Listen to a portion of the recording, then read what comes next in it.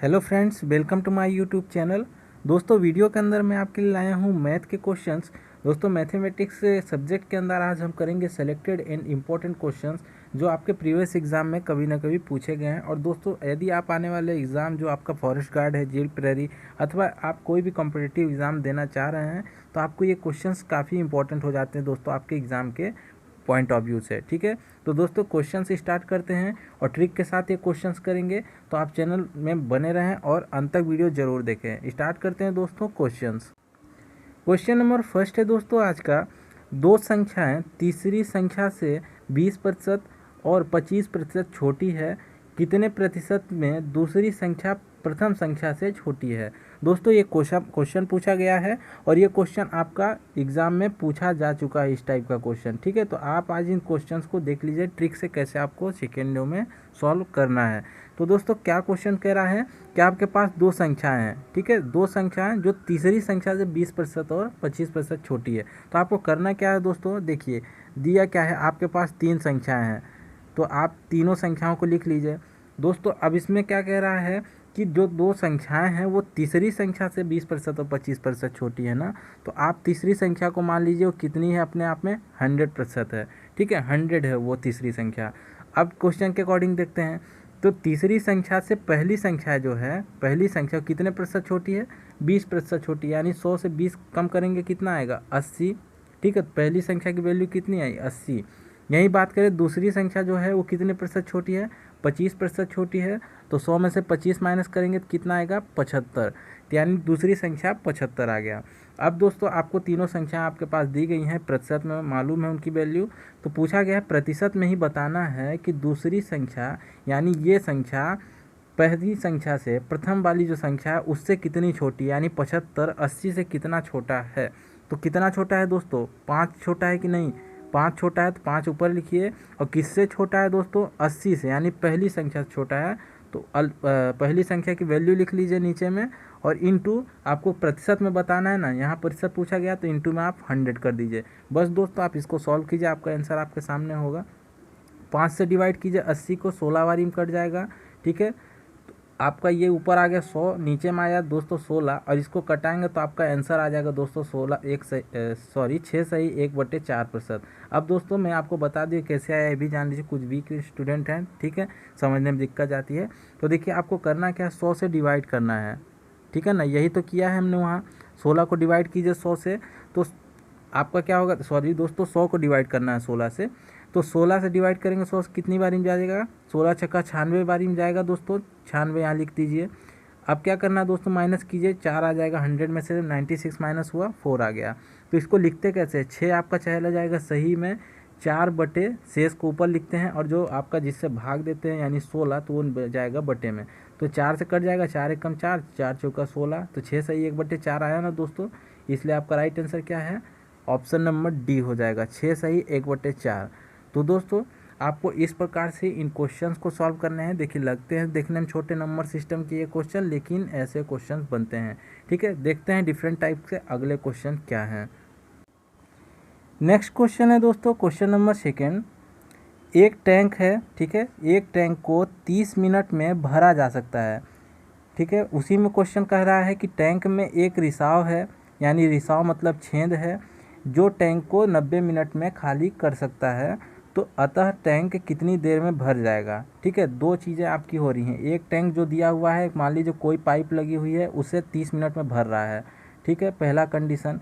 फिर आपका इसी टैंक में एक छेद है, मान लीजिए वो छेद क्या कर रहा है, 90 मिनट में उसको खाली कर दे रहा है। ठीक है, ये आप उसका वैल्यू दोनों को दी गई है कि भरने का टाइम और खाली करने का टाइम।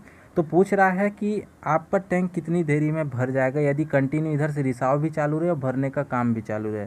ठीक है, तो चलिए इसे फाइंड करते हैं दोस्तों। ऐसे क्वेश्चंस बनेंगे ज़रूर आपके, तो देखिएगा इसे ट्रिक से कैसे करना। आपको करना क्या है दोस्तों, जो आपका पहला वैल्यू दिया हुआ है कि टैंक को कितने देर में भरा जा सकता है, उसे आप लिख लीजिए, 30 मिनट में भरा जा सकता है। ठीक है, मैं क्लियरली इसे लिख देता हूँ, 30 मिनट में भरा जा सकता है। और खाली कितने देर में किया जा सकता है दोस्तों, 90 मिनट में, तो 90 भी लिख लीजिए। अभी क्या करना है दोस्तों, ये आपका भरने का वैल्यू है, ये आपका खाली करने का वैल्यू है। दोनों का एलसीएम निकालिए, कितना आ जाएगा, 90 आ जाएगा दोस्तों। ठीक है, ये दोनों आपका जो एलसीएम लेने के बाद 90 आया। ये दोस्तों आपका ये टैंक है, टैंक का इफ़िशियंसी यानी आप कह सकते कैपेसिटी उसका यानी 90 लीटर की वो टैंक है।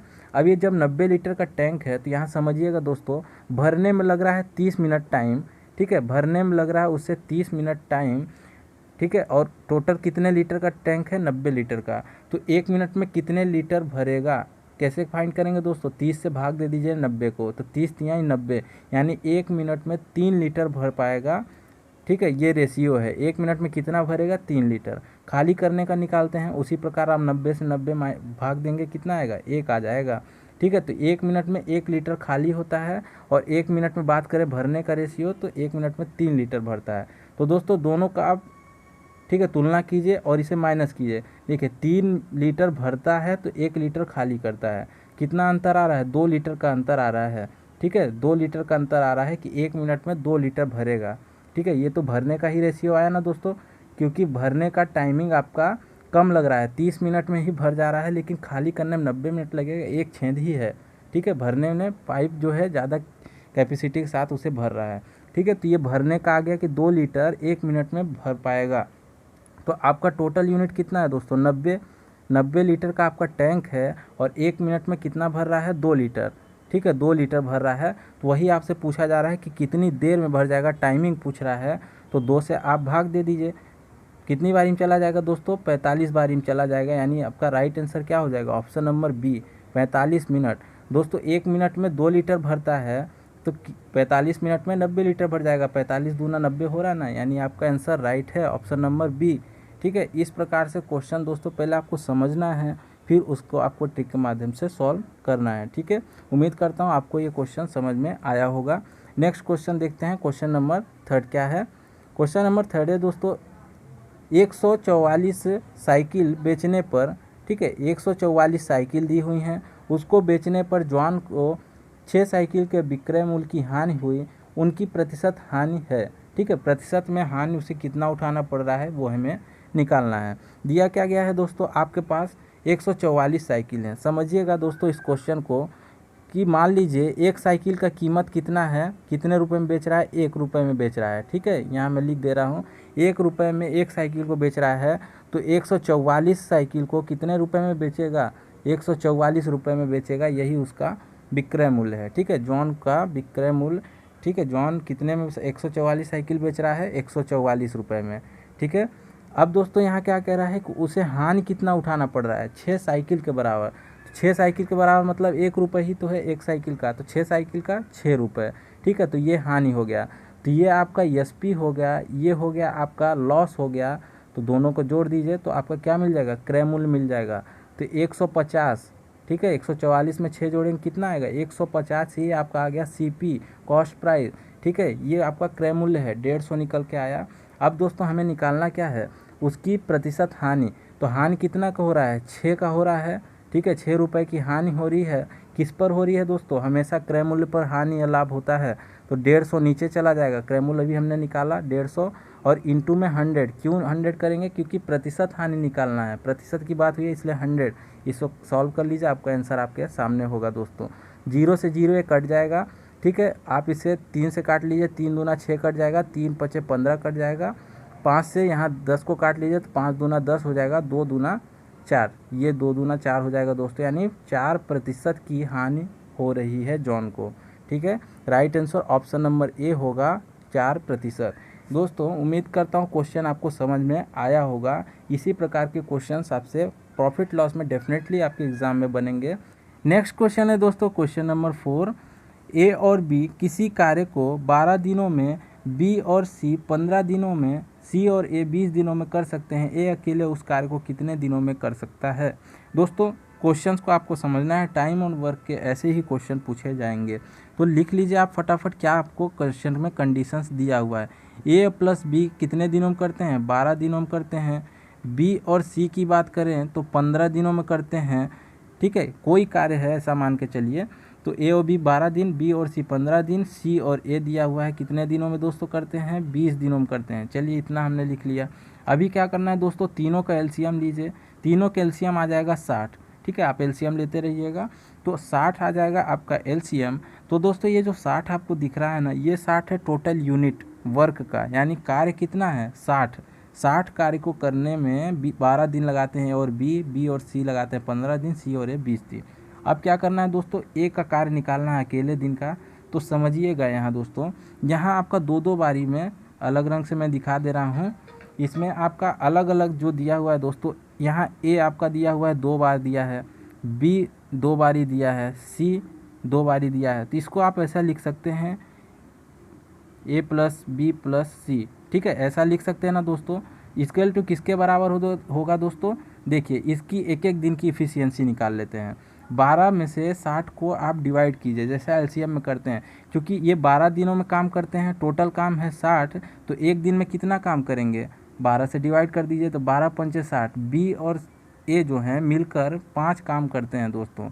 कितने काम करते हैं, 5 काम करते हैं एक दिन में। इसी प्रकार बी और सी का निकाल लीजिए, तो 15 से 60 भाग देंगे तो 15 चौका 60 आ जाएगा। 4 काम करते हैं बी और सी मिलकर एक दिन में, और सी और एक दिन में कितना करेंगे, तो 20 तिहाई 60 हो जाएगा। तीनों का निकाल आया दोस्तों। तो जो अभी हमने ये निकाला कि दो बारी आपका दिया हुआ है ए प्लस बी प्लस सी बराबर किसके होगा, एक एक दिन की जो उनकी इफ़िशियंसी आई है तीनों का, ठीक है, ए बी सी और सी ए का, तो इनको जोड़ दीजिए, 5 4 9 3 12, ठीक है। एक दिन की इफ़िशियंसी जोड़ के आप उसके इक्वल टू कीजिए और इसको सॉल्व कर लीजिए। तो A plus B plus C equal to आपका ये आपका डिवाइड होगा तो कितना आ जाएगा 6, ठीक है। तो ये आपकी वैल्यू ए प्लस बी प्लस सी की आई, ठीक है। तीनों की यदि ए और बी और सी यदि मिल जाएं और साथ में काम करें तो एक दिन में 6 काम करेंगे, ठीक है। वहीं बात करें अब दोस्तों, हमें निकालना है ए की, केवल ए की वैल्यू निकालनी है। तो समझिएगा यहाँ आपका दिया क्या गया है दोस्तों, यहाँ पास बी और सी, ये वाला पॉइंट पकड़िएगा, ठीक है। बी और सी 15 काम करते हैं, 15 दिनों में काम करते हैं, और उनकी इफ़िशियंसी एक दिन की कितनी है 4। दोस्तों एक दिन में बी और सी कितना काम करते हैं, 4 काम करते हैं। और यहाँ बात करें ए प्लस बी प्लस सी कितना काम करते हैं, एक दिन में 6 काम करते हैं। तो बी और सी की जगह वैल्यू पुट कर दीजिए, ये 4 कर सकते हैं कि नहीं दोस्तों, कर दीजिए यहाँ पुट। तो क्या हो जाएगा, ए प्लस बी प्लस सी की जगह क्या रख देंगे 4 बराबर 6, तो दिया ही हुआ है, ठीक है। सॉल्व कीजिए तो ए कितना आ गया, ए की वैल्यू 2, यानी ए जो है अकेला ए जो है एक दिन में 2 काम करता है। और टोटल काम कितना है दोस्तों 60 है। टोटल काम यदि 60 है और ए एक दिन में करता है 2 काम, तो 2 से भाग दे दीजिए तो 30, यानी कितने दिनों में पूरा कर देगा दोस्तों, अकेला 30 दिन लगाएगा पूरा करने में ए। Right answer option number B होगा 30 दिन। समझ में आया दोस्तों। करना क्या है दोस्तों, यहाँ आप समझिएगा, ए की वैल्यू निकाल लीजिए कि एक दिन में कितना काम करेगा। तो एक दिन में 2 काम करता है ए और टोटल काम है 60, तो 60 को डिवाइड कर दीजिए 2 से, तो जितना आपको टाइम लगेगा ए को करने में वो टाइम निकल के आ जाएगा, यानी 30, ठीक है। तो right answer option number B होगा, 30 दिनों में ए जो है पूरा काम अकेले ख़त्म कर सकता है, ठीक है, बिना किसी का सहारा लिए। तो दोस्तों उम्मीद करता हूँ आपको क्वेश्चन ये समझ में आया होगा, ट्रिक के माध्यम से कैसे सॉल्व करना है। मैं आपको बेसिकली धीरे धीरे समझा रहा हूँ, लेकिन आपको जितनी बार ये प्रॉब्लम सॉल्व करेंगे, ऐसे क्वेश्चंस करेंगे, आपका जो है रफ्तार बन जाएगा और अच्छे से एग्जाम में ये क्वेश्चंस कर सकते हैं। मिलते हैं दोस्तों अब नए क्वेश्चन के साथ नए वीडियो में, तब तक के लिए जय हिंद दोस्तों।